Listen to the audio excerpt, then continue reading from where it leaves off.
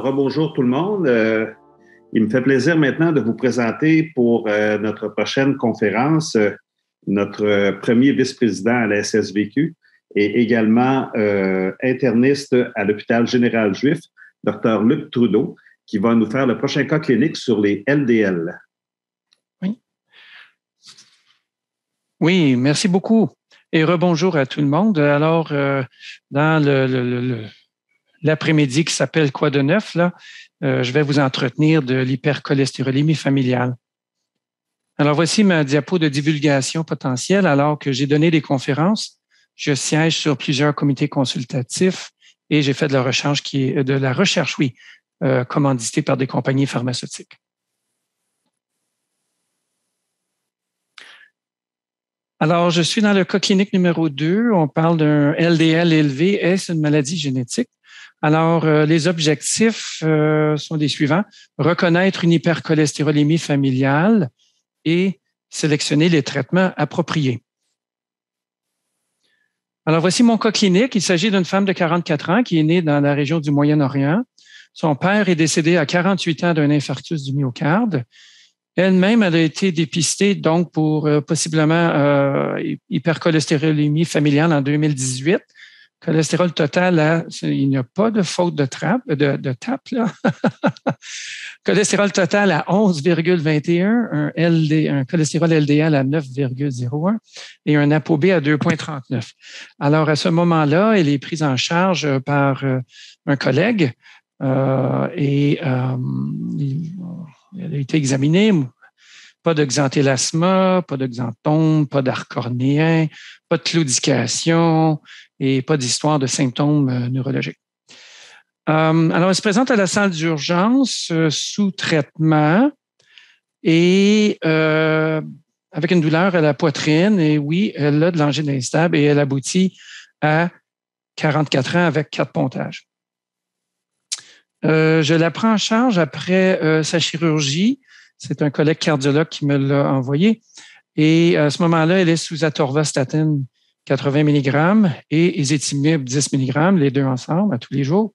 Et son cholestérol total a diminué à 5,52 et son cholestérol LDL à 3,77. Alors, amélioration, mais peut-être pas à valeur cible. On va examiner ça ensemble. Alors, question.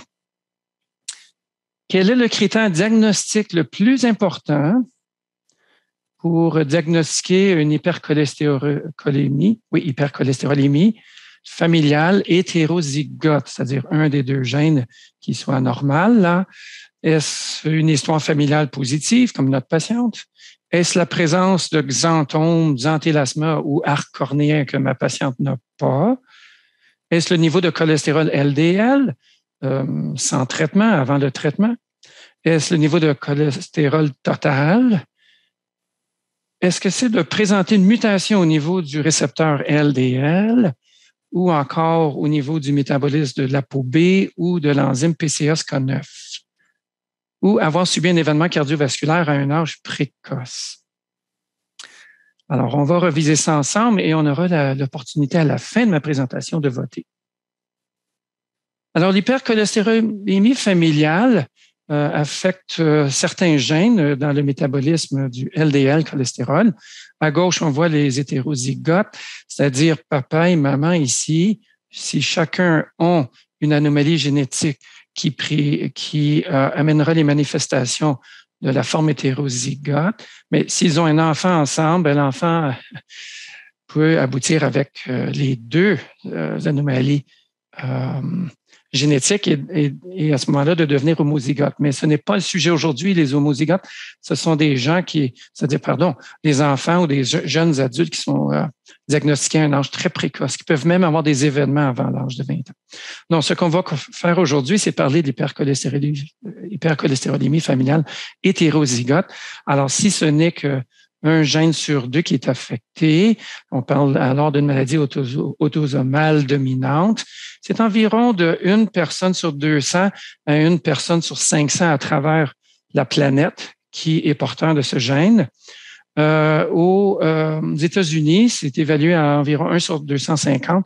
Et donc, par extrapolation au Canada, on pense que c'est à peu près la même chose. La prévalence serait de 1 sur 250 au Canada. Voilà. Excusez-moi. Voilà. Alors, une allèle qui mutait au lieu des deux, quand on a l'hypercholestérolémie familiale. Le plus souvent, le cholestérol total est de 9 à 13, comme ma patiente, et le cholestérol LDL se situe habituellement entre 5 et 10. Et les premières crises cardiaques sont souvent signalées chez une personne dans la trentaine. Ici, elle était dans la quarantaine. Alors, des données plus, comment je peux dire, canadiennes, mais aussi comparatives. Si on sait que la prévalence au Canada d'un gène d'hypercholestérolémie familiale est présent chez une naissance sur 250. Alors, c'est beaucoup plus que d'autres maladies génétiques, comme par exemple une maladie polykystique rénale, la chorée de Huntington, la fibrose kystique, dont on entend beaucoup parler. Hein, Céline Dion en est la marraine, là, à l'hôpital Sainte-Justine, et d'autres maladies connues qui est connu comme étant transmissible génétiquement. Alors, au Canada, on pense que c'est une personne sur 250. Il y a plus de 1800 mutations qui sont responsables d'une hypercholestérolémie familiale. Et au Canada, on pense que par calcul mathématique, il y aurait peut-être 143 000 personnes qui l'ont, mais on en connaît à peine seulement 10 %. Ici, on voit la distribution qui est plutôt à l'échelle planétaire. Alors, les Canadiens français sont bien représentés à environ 1 sur 270. On a dit 1 sur 250 aux États-Unis. Et là, les chiffres montent. Au Moyen-Orient, comme ma patiente, mais ici, on voit des Libanais. On fait la distinction des Libanais chrétiens ont une prévalence très élevée à 1 sur 85. Là, on voit un chiffre énorme en Afrique du Sud. 1 sur 67. Mais c'est une étude épidémiologique qui a porté sur des Juifs de souche ashkénazie et chez eux, c'est très prévalent. Alors, oui, au Québec, on le verrait surtout chez des descendants de Canadiens français. Et comme vous savez maintenant, nous avons une population qui vient du Moyen-Orient. On a beaucoup de gens qui sont arrivés du Liban ou des descendants de Libanais. Et c'est aussi une population qui pourrait la présenter. Alors, les manifestations cliniques au bureau, un arc cornéen, et ce que vous voyez qui est blanc, ce sont des dépôts de lipides. Et ça devient significatif seulement que si c'est dépisté avant l'âge de 45 ans, en ce qui a trait à une HF. L'exanthome, c'est habituellement sur les tendons, mais ça peut être les tendons d'Achille, ça peut être sur les mains. Et l'exantélasme, habituellement, ce n'est pas mais ça a plus de signification si on les retrouve aux deux paupières. Ici, une courbe de Gauss qui vous montre la distribution d'un cholestérol LDL dans la population générale. C'est le panneau A du haut de la diapo. Et alors, on voit que le monde se situe surtout entre 2 et 5,5 de LDL. Mais si on parle d'une hypercholestérolémie familiale, une HF, la courbe de Gauss est un petit peu plus aplatie, mais surtout déplacée vers la droite. Alors oui, ces gens-là circulent avec des LDL qui habituellement peuvent aller de 4 à 6, 7. Ici, on a un cas plutôt extrême, mais ce n'est pas inhabituel dans les cas de HF hétérozygote. Comment on diagnostique ça? Bien, il y a plusieurs critères sur plusieurs algorithmes qui existent. Historiquement, c'est soit les critères Simon-Broom. Le docteur qui a mis ça en place s'appelle ni Simon ni Broom, mais ça s'appelle Simon-Broom, où on fait appel à des critères majeurs et des critères plutôt mineurs. Un critère majeur, c'est d'avoir un dépistage génétique qui soit positif. Si on a une mutation, et vous voyez les 3 principales mutations affectent les gènes des récepteurs à LDL, l'ApoB et le PCSK9. D'ailleurs, ça représente à peu près 90% des mutations retrouvées chez les gens qui ont une HF. Si on a ça, c'est sûr que c'est définitif. On a trouvé l'anomalie génétique. Sinon, on peut se fier au niveau de LDL chez l'adulte, qui sera habituellement en haut de 4,9 ou encore un cholestérol total en haut de 7,5. On a mis les valeurs chez à partir d'un âge là, pour les enfants, parce que ça peut se dépister tôt aussi. Alors, en haut de 4,9 pour le LDL pour l'adulte et en haut de 7,5 pour le cholestérol, plus la présence de xanthome ou encore l'évidence de signes de ces signes-là, là, les xanthomes, exanthelasma, chez les gens de première et de deuxième ligne dans la famille. Donc, si on a un haut niveau de cholestérol et la présence de xanthomes, c'est définitif aussi. On peut utiliser les mêmes critères de seuil, là, de diagnostic pour le LDL et le cholestérol total, mais là, on peut l'associer soit une histoire familiale positive, première et deuxième ligne, première, deuxième génération, ou une histoire familiale chez qui on aurait un niveau très élevé de cholestérol total, ou encore chez les enfants en haut de 6,7. Donc, on est en train de dire ici que ça serait important, selon Simon Broom, ça pourrait vous aider à avoir un diagnostic de HF si vous connaissez le niveau de cholestérol total dans la famille. Et ça arrive des fois quand on fait une application et qu'on a un petit peu de misère avec la RAMQ, c'est plus convaincant. Mais voyez, les deux premières cases, c'est vraiment définitif si on a ces conditions-là, c'est-à-dire soit la mutation, soit des niveaux élevés de LDL ou cholestérol plus d'exanthome, sinon niveau élevé de LDL, cholestérol et une histoire familiale positive, soit pour un événement clinique ou soit par niveau de cholestérol. Un autre algorithme à suivre, c'est la clinique hollandaise de lipides, le Dutch Lipid Clinic Network, où on fait une pondération, un petit peu comme un score CHADS, si vous voulez. Alors, c'est notre CHADS des lipides, là. On va donner des points, une pondération selon des conditions cliniques retrouvées. Alors, il y a 5 catégories.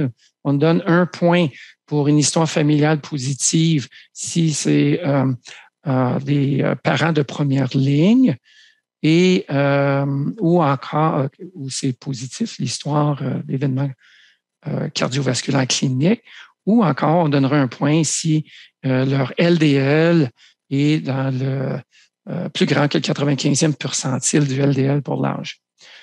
On donnera 2 points s'il y a présence de xanthome tendineux et xanthelasma ou arc cornéen présent, et aussi si le LDL est bien élevé, bien haut chez un patient de moins de 18 ans. Alors, 1 point ou 2 ici.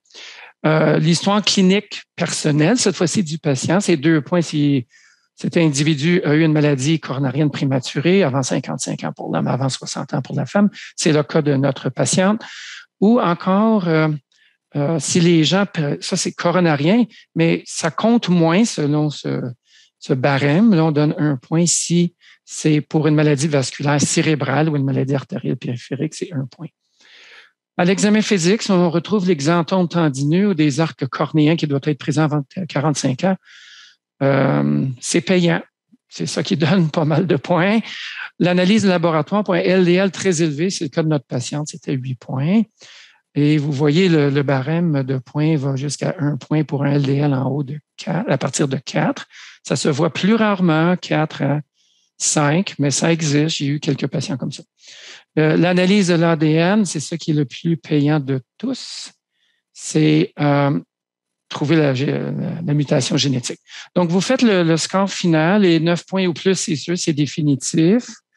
Et si le score est de 6 à 8, c'est probable, mais des fois, l'agent payeur, que ce soit l'assurance ou la RAMQ, ils peuvent peut-être vous demander d'autres tests. Et oui, le score calcique peut être un exemple qu'on peut étudier. Ou encore, c'est possible, mais habituellement, on rembourse pas quand c'est uniquement possible, pas assez de points.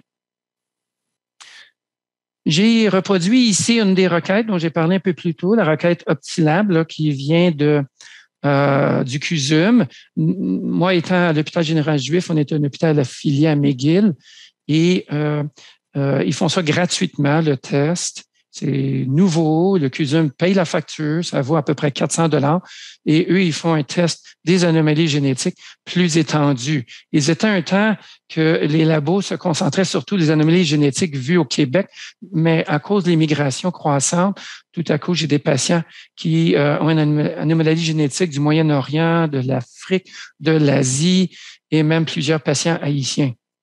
Et ça, en plus des Canadiens français qui l'ont. Bon, ce qui a été maintenant éprouvé davantage et qui reflète peut-être plus notre réalité canadienne, ça a été mis par un groupe de travail dont Dr. Jacques Genet a travaillé.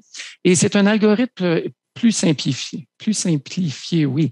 Ça part avec un niveau de LDL cholestérol élevé à partir de 40 ans. On a un niveau ici pour à partir de 18 à 39 ans et celui pour les moins de 18 ans.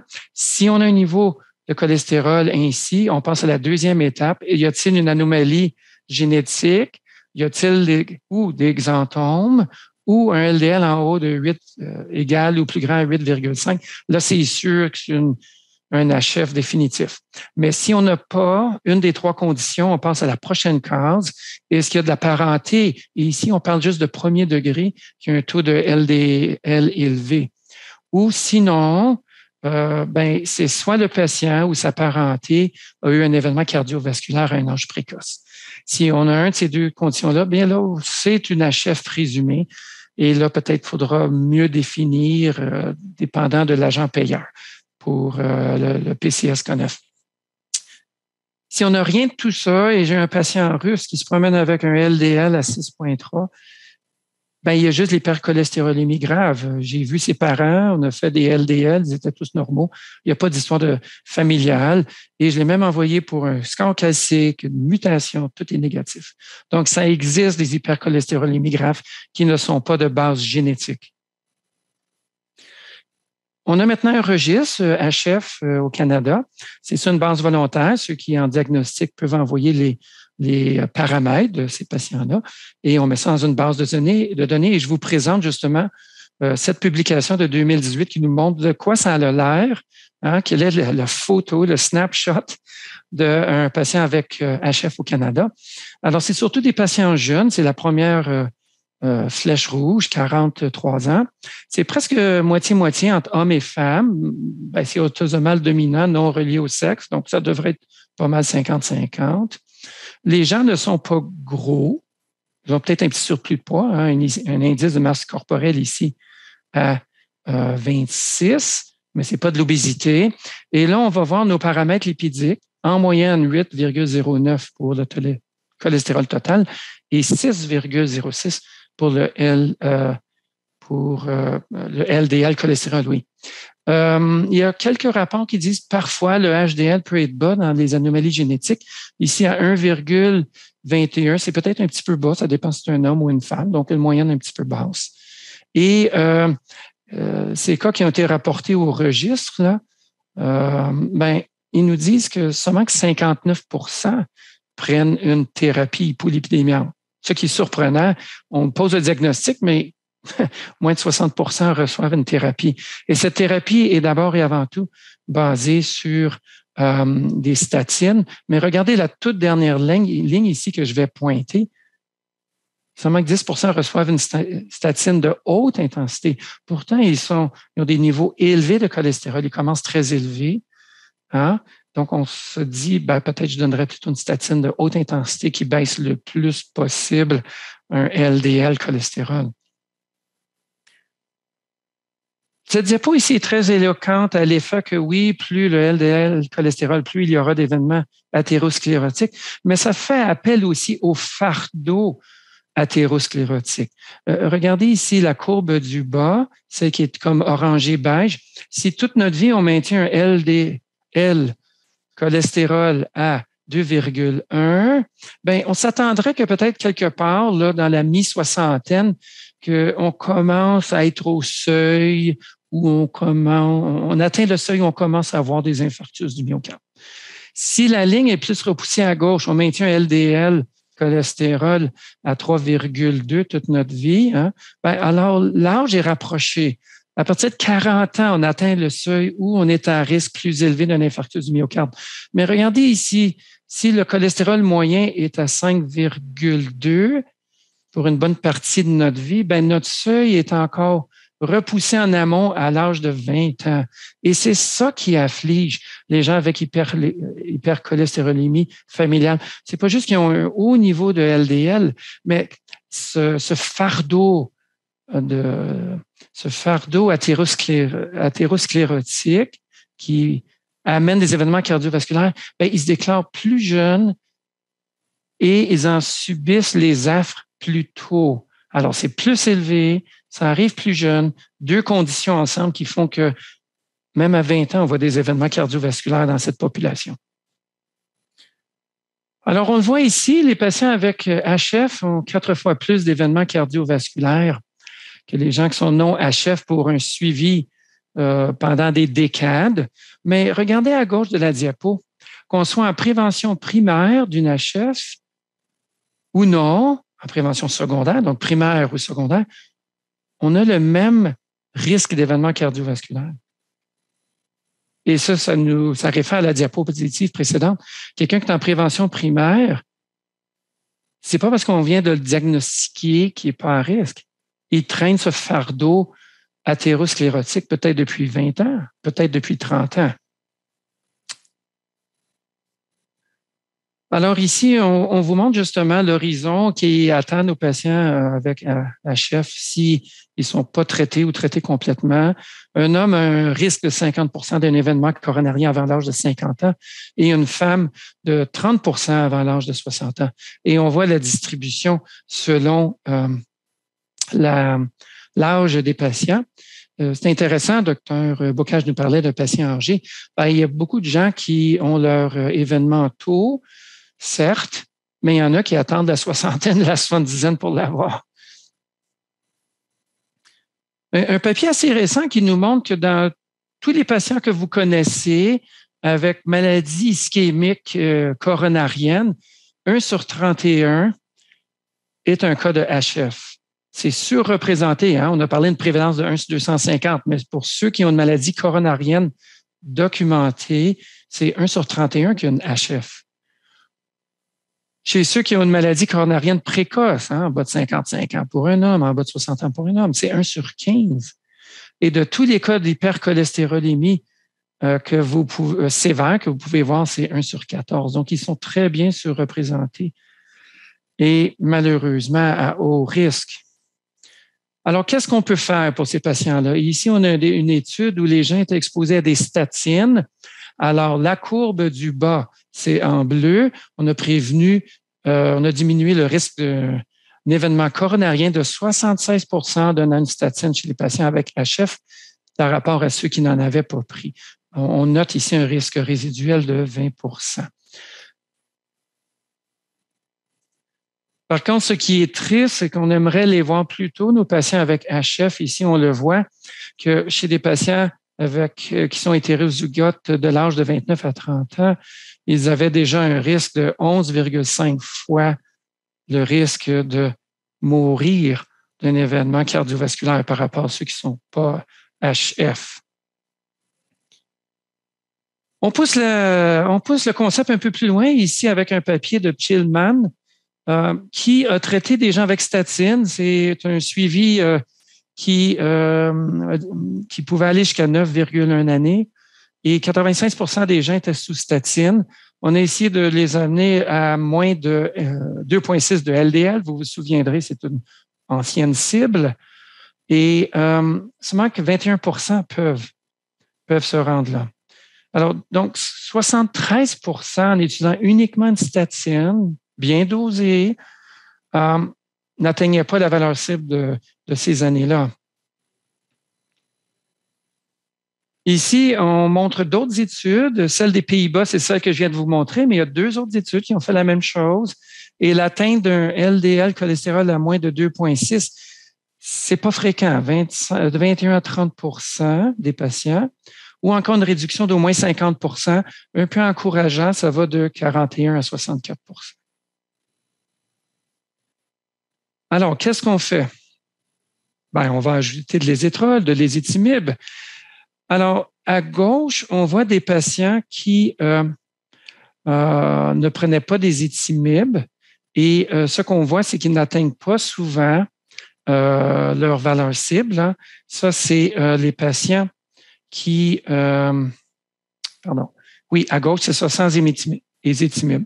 Mais par contre, si on regarde à droite avec ésétimib, le taux d'atteinte d'un LDL cholestérol en bas de 2,6 est un peu plus fréquent. On le voit là, dans les carrés qui sont plus bleu marine, là.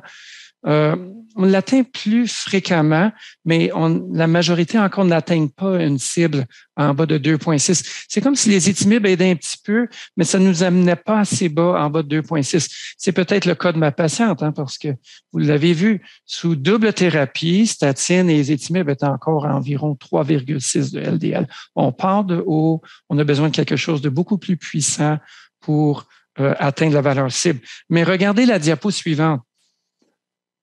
Ici, c'est des patients uniquement traités par statine. On regarde le graphique à gauche.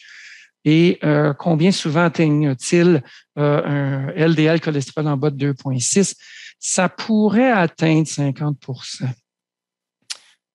Mais s'ils prennent peu de statine ou une petite dose, hein, pas ou peu de statine, et qu'on essaye d'autres types de traitements qui sont des non-statines, ce sont les barres jaunes, ça fonctionne pas tellement mieux. Ça fonctionne pas bien. OK? Sauf si on compare ceux qui sont traités par rapport à non traités, là.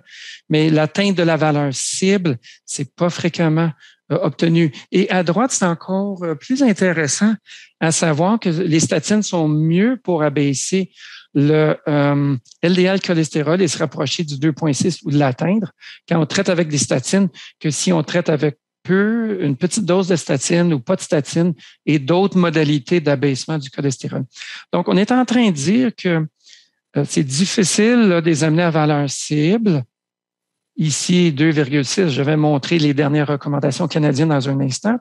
Et s'il n'y a pas de statine d'associer, l'ésétimib ne fera pas tellement plus le boulot si on le rajoute. Et si on essaye tout autre genre d'hypolipidémia, ça ne marche pas. Donc, c'est d'abord et avant tout une statine, peut-être un ésétimib. Et là, on va parler dans un instant des PCSK9. Les dernières recommandations canadiennes de la Société canadienne de cardiologie le dit. Écoutez, il faudrait commencer par une PCSK9, c'est beaucoup plus puissant, mais ça, c'est sur un fond, un background de thérapie maximale, dose tolérée maximale de statine, avec ou sans ésétimib. On n'insiste pas sur les ésétimib justement à cause de la diapo que j'ai montrée. Ça ne baissait pas beaucoup plus le cholestérol, mais surtout, ça ne permettait pas plus d'atteindre la valeur cible de moins de 2,6. On y va avec des cibles. Là. En prévention primaire, ça devrait être maintenu en bas de 2,5 et pour la prévention secondaire, comme n'importe quelle autre prévention secondaire, en bas de 1,8. Alors, regardons qu'est-ce que les inhibiteurs de la PCSK9 ont à offrir. Il n'y a qu'une étude dédiée, randomisée, contrôlée à double insu, où on a utilisé l'évolucumab, ça c'est l'Orepata. C'est à double insu parce que on injectait la substance active à un groupe, mais l'autre groupe avait une injection d'une goutte d'eau. Bon, alors les patients ne savaient pas s'ils avaient reçu le traitement ou pas. Donc, c'est vraiment un double insu. C'était l'évolucumab aux 2 semaines ou encore l'évolucumab par mois. Et c'est un suivi de 12 semaines en ce qui a trait à l'abaissement du cholestérol et l'atteinte des valeurs cibles. Alors, ce qu'on voit, les caractéristiques de base, la majorité des gens avaient déjà un cholestérol en bas de 4,1, mais souvenez-vous, les gens étaient déjà sur des statines, peut-être aussi de l'ésétimib.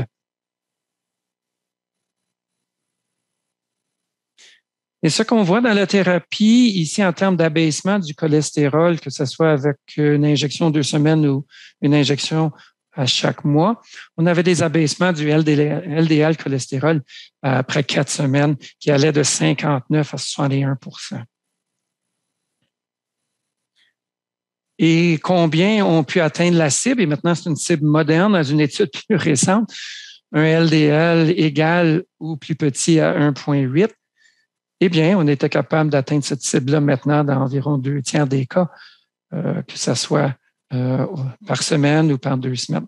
Donc, voilà l'évolution du traitement. Statine, oui, ça fonctionne. Statine, pas tout seul. Avec ezetimibe, probablement pas. Mais avec une PCSK9, ça va nous aider plus souvent à atteindre la valeur cible.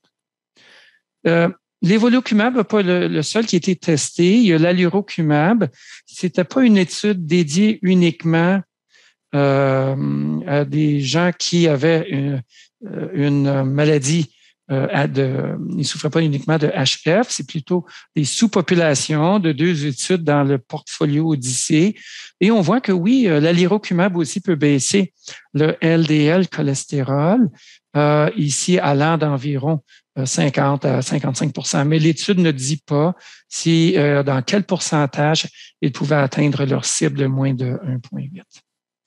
Docteur Trudeau, merci. Oui, c'est moi qui vous dis merci. Je faisais des comptes pour savoir où je vous interromprais, mais parfait, vous avez terminé. Donc, vous aviez une question de sondage, je pense, pour nous. Alors, peut-être la remettre, là, celle que vous aviez posée tantôt. Je pensais l'avoir toujours dans mon slide kit, mais je ne la vois pas. Mais je peux la remettre si vous voulez. Ben, effectivement, elle vient d'apparaître à l'écran. Là, donc, pour d'accord.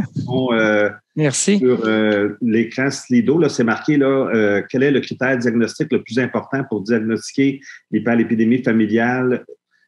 Donc, vous pouvez maintenant répondre. Là. Je vous laisse quelques secondes encore pour répondre. Voulez-vous que je la lise? Non, c'est bon. On l'a d'accord. On l'a l'écran. Les gens ont déjà commencé à répondre. Vous pourrez commenter sur la réponse des participants, par contre. Oui.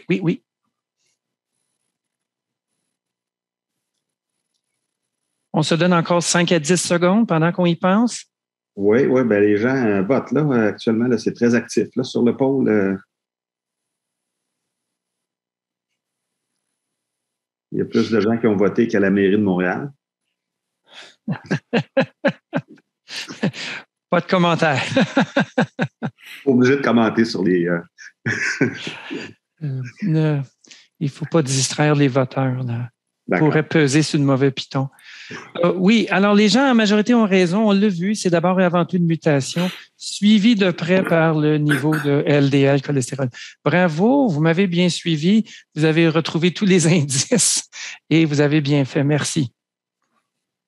Alors, merci, Dr. Trudeau. Donc, je demande à mes panélistes de maintenant participer à la période de questions. On a environ 7-8 minutes, mais j'ai pas beaucoup de questions de l'auditoire, mais je vais me permettre de lancer la première question. Est-ce que c'est le fait, par exemple, de ne pas avoir eu de complications chez un patient qui a une hyperlipidémie familiale, qui est rendu à 45-48 ans, là, c'est la question qu'on me pose ici, est-ce que ça diminue son risque d'en avoir plus tard? On ne le sait pas.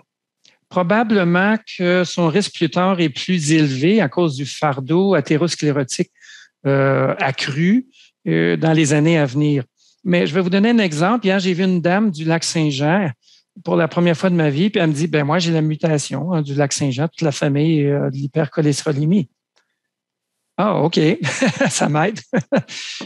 Mais là, j'ai dit, est-ce qu'il y a des gens qui ont eu des événements dans votre famille? Elle a dit, aucun. Ils prennent tous des statines, mais aucun n'a eu un événement. Écoutez, avoir un HF, c'est pas un gage à 100% d'avoir un événement. C'est juste, ça augmente de beaucoup la probabilité d'un événement. Il doit y avoir peut-être d'autres facteurs qui jouent dans le tableau. La dame que j'ai vue hier, elle se gardait en forme, faisait de l'activité physique, elle mangeait bien, n'a jamais fumé de sa vie. Est-ce que toutes les études tiennent compte des autres facteurs de risque qui pourraient jouer?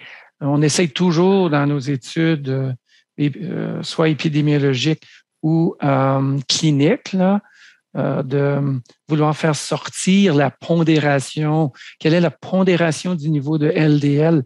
Et des fois, on fait même des calculs épidémiologiques pour faire ressortir juste la valeur statistique des lipides. Mais il y a peut-être d'autres choses à part ça. Mais néanmoins, les chiffres sont éloquents. Ces gens-là devraient être traités puis traités tout le temps. Oui, puis je pense que ça, Luc, c'est le message, là. Il faut les traiter.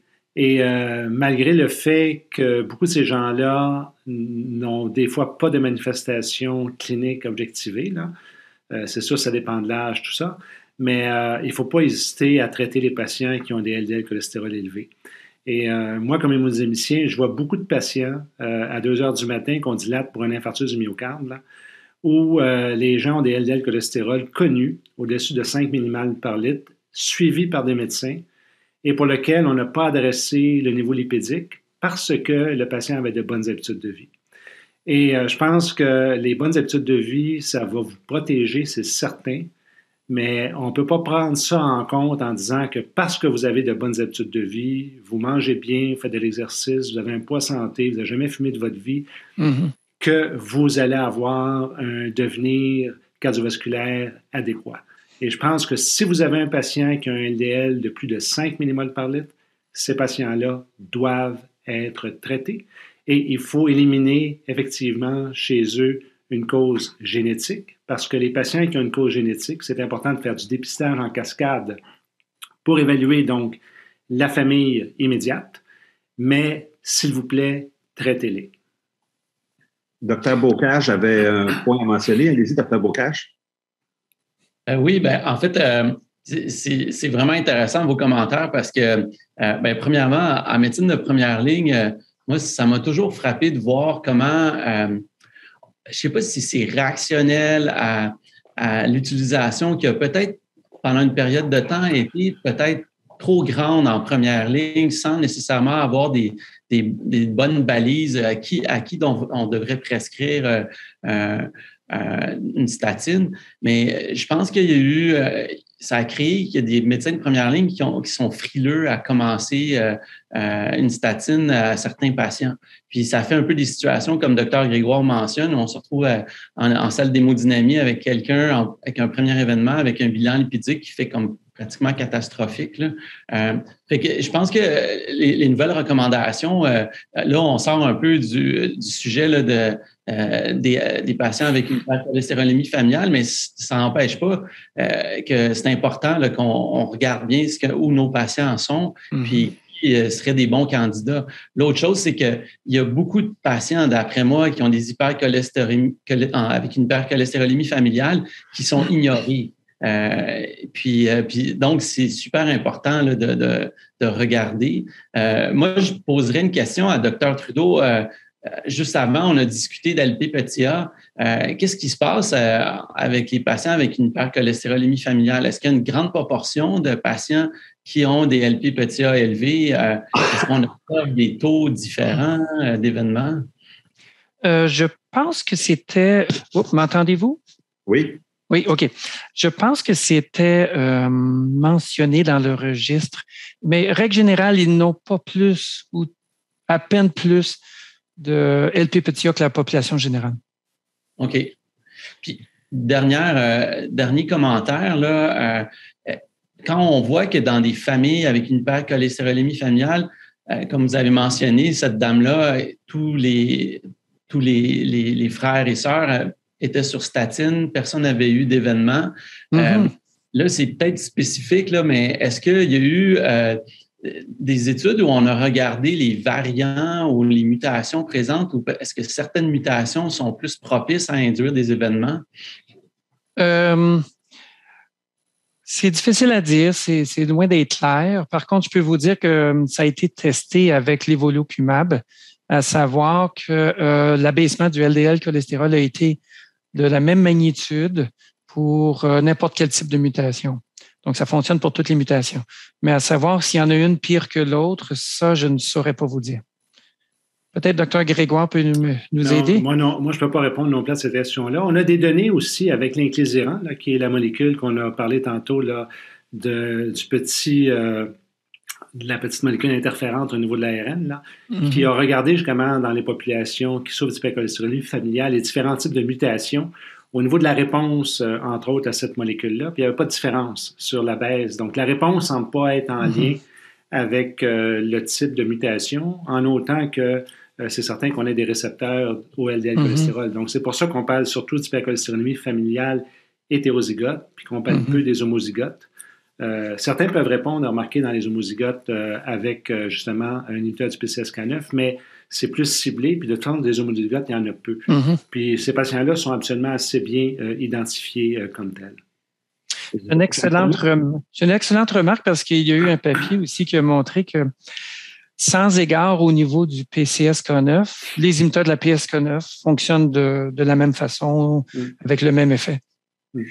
Je me permets une question ici de l'auditoire. Est-ce que la cible de 50 de baisse du cholestérol initial, du LDL, j'imagine, ou encore une atteinte en bas des valeurs cibles qui étaient tantôt de moins 1,8, 1,8, est-ce que c'est la même chose pour l'hyperlipidémie familiale ou en prévention primaire ou on doit absolument mettre ces gens-là sur des PCSK9? Bon, écoutez, il y a un autre débat que peut-être Jean-Grégoire pourra répondre là. Est-ce que c'est mieux d'atteindre 50 de réduction ou d'atteindre la cible? Je m'excuse, j'ai pas utilisé le mot seuil là, d'atteindre la cible. On est encore avec des cibles, puis le seuil, c'est d'une certaine façon la non-atteinte d'un chiffre là. On est mieux d'être en bas de 1,8 en prévention secondaire puis en bas de 2,5 en prévention primaire. Il y a au moins 2 petites études où ils ont réalisé les deux. Atteindre la cible et un abaissement de plus de 50 %. Et la protection cardiovasculaire était plus grande, mais c'était 2 études. Parce que vous allez voir ça dans votre pratique. Des fois, vous atteignez la cible, mais c'est pas une baisse de 50 %. C'est sûr que je vais juste renchérir un petit peu, Luc.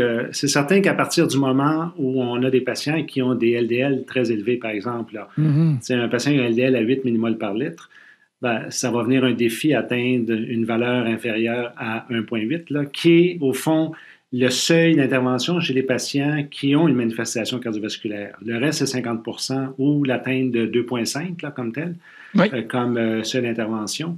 Mais il y a quand même beaucoup d'études observationnelles, puis d'études avec des statines sur des populations de patients, entre autres au Danemark, qui ont été faits et qui ont démontré qu'on a changé le devenir des patients FH en les traitant avec des statines. Au fond, les patients qui ont été traités précocement, plutôt qu'à avoir des manifestations cliniques à l'âge d'environ 35 ans, par exemple, pour un FH hétérozygote, mais maintenant, on peut reporter les premières manifestations à un âge qui est associé à une population en général. Donc, ça ne veut pas nécessairement dire qu'ils vont en avoir non plus, mais ça a vraiment changé la donne, le fait de les traiter.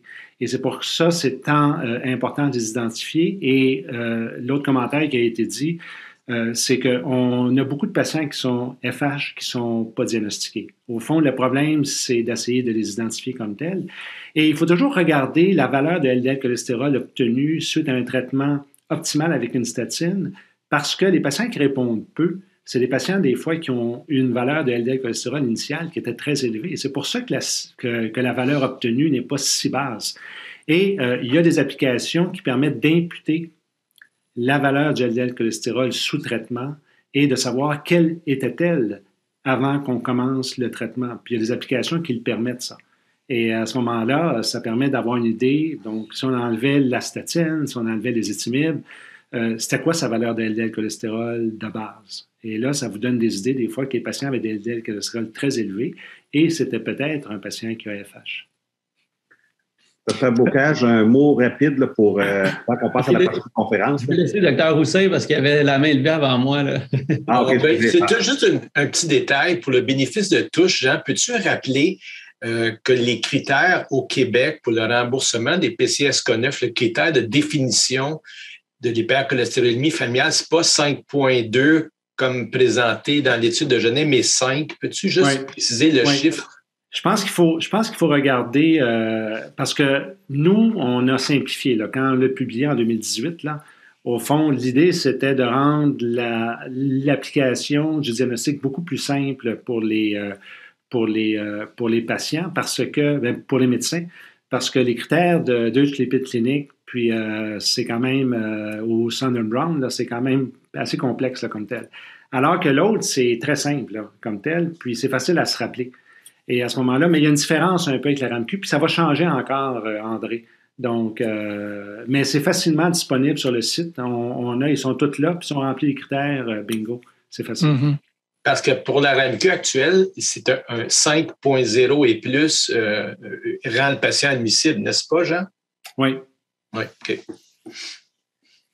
Dr. Bocage, un petit mot de la fin? En fait, pour rester un petit peu dans la même voie là, par rapport à la pharmacothérapie, moi, ça me surprend encore de voir que pour l'hypercholestérolémie familiale, on pourrait donner de l'ésétrol. Je ne sais pas si c'est moi qui est trop agressif, là, mais on voit que les baisses on atteint un peu rapidement le seuil avec l'ajout des éthymibes. Y a-t-il une raison particulière qui a poussé le comité aviseur pour les recommandations de 2021? Moi, je me serais attendu à ce qu'on viserait davantage les anti-PCSK9 ajoutés aux statines. Oui. Je suis un peu d'accord avec le commentaire, mais il y a certains patients qui peuvent répondre de façon impressionnante avec les éthymibes, malgré tout. Et on parle toujours d'une diminution de LDL-cholestérol entre 15 et 20 %. Certains patients peuvent aller jusqu'à 25 %. Mais il y a des gens qui sont des hyperrépondeurs qui peuvent descendre jusqu'à 40 % avec les éthymibes. Et c'est une molécule qui est vraiment peu onéreuse comme telle, dont le profil de sécurité est bon. Donc, c'est pour ça qu'on a suggéré de l'utiliser. Puis de toute façon, quand vous voulez le prescrire à un patient qui n'est pas couvert par la RAMQ, par exemple, puis beaucoup d'assurances privées vont nécessiter d'utiliser des éthymibes. Donc, c'est la raison de l'essayer. Mais je pense qu'il ne faut pas s'acharner sur l'utilisation, puis encore une fois, de recontrôler précocement le bilan lipidique. Et si on est très, très loin de notre seuil, bien, de ne pas hésiter à prescrire un inhibiteur des PCSK9. Juste une dernière remarque sur ce point-là. Il n'est pas inhabituel dans ma pratique, aussitôt que j'ai un cas d'hypercholestérolémie familiale, je pars tout de suite les étrols s'il n'est pas dessus, parce qu'on risque de me le demander au moment du remboursement. Mais dernière remarque qui est sous-jacente à celle que je viens de dire, si vous regardez la monographie des PCSK9, il n'est pas obligatoire d'être sur les éthymibes pour recevoir une PCSK9. Donc, ça devient plutôt une question de l'agent payeur.